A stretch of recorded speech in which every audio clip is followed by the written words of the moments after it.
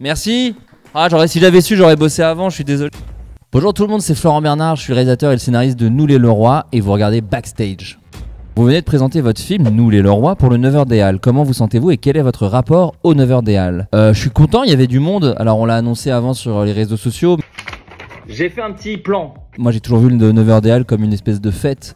C'est même pas pour faire des entrées ou quoi, c'est juste, c'est génial. Et d'ailleurs c'était le cas du public de ce matin. Les gens ils viennent pas juste voir un film, il y a un truc de soutien qui est assez joli je trouve. Je l'ai même fait en tant que spectateur. Moi je suis allé voir le premier Spider-Verse. Don't do it like me. J'étais allé au 9h des Halles parce que, je sais pas, il y avait une envie, une excitation, voilà, des choses comme ça. Et quand j'étais étudiant, j'en ai fait pas mal des 9h des Halles.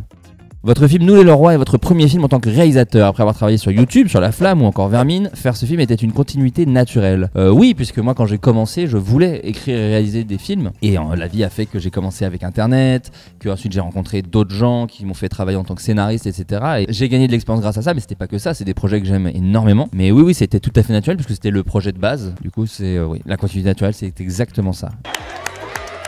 Votre film est une comédie. Quelles étaient vos inspirations, votre comédie préférée? Mes inspirations, j'ai essayé de pas trop les citer pendant le film. Pas voulu faire des références directes, disons. Après, c'est vrai que je suis très influencé par le cinéma de Judd Apatow. Je suis influencé par Agnès Jaoui et Jean-Pierre Bacri, Patrice Lecomte, James L. Brooks. Voilà, Mike Nichols. Bon là, on commence à citer des gros classiques et voilà. Mais c'est cette espèce de comédie très humaine, mais qui s'empêche pas de créer des situations et de l'écriture de dialogue un peu punchline. Voilà, c'est un truc qui me plaît beaucoup. Ma comédie préférée, putain, ça change. Vous me prenez à n'importe quelle heure de la journée, ça change. Mais disons que celle qui a été le plus culte pour moi, c'est Les Bronzés font du ski avec Les Visiteurs, je dirais.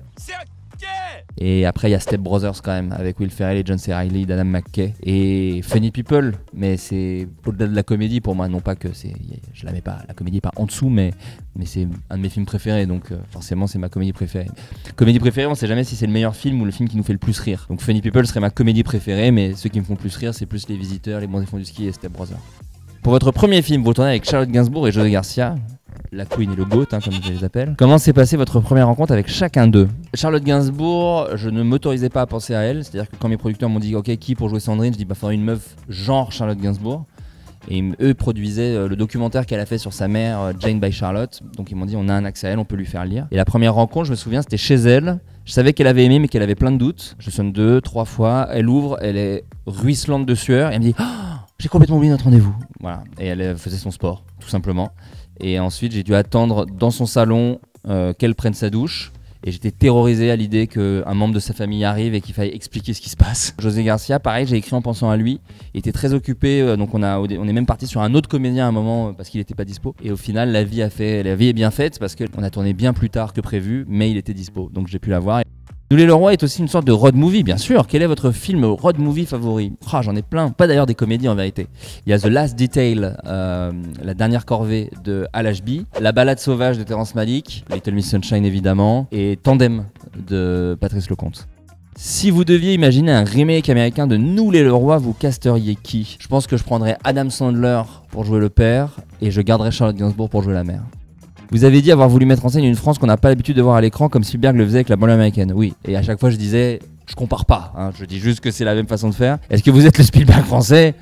Voilà, il n'y a qu'un pas que j'aimerais éviter de franchir. Non, c'est... En fait, en plus Spielberg, il a tellement marqué l'histoire du cinéma que c'est presque un truc fourre-tout, parce que c'est aussi Joe Dante, c'est Robert Zemeckis, c'est ce Hollywood de ces années-là. Mais effectivement, quand je vois E.T., ça me touche droit au cœur alors qu'il y a des extraterrestres et que j'y crois pas. Et c'est la façon qu'il a de faire, de filmer avec beaucoup de respect, avec un genou au sol, j'aime bien dire. Il est à l'endroit où il a grandi. Et donc je voulais y aller avec la même humilité et en même temps le même amour pour ces décors-là. Dans Nous les Leroy, une scène importante se passe en chanson. Est-ce que c'est plus facile de dire les choses en chantant qu'en parlant? Tu veux dire comme Michel Sardou? C'est vraiment une des paroles de Michel Sardou? Non, je pense que c'est une très mauvaise idée, c'est très ringard. Et d'ailleurs le film le dit. J'aime pas du tout.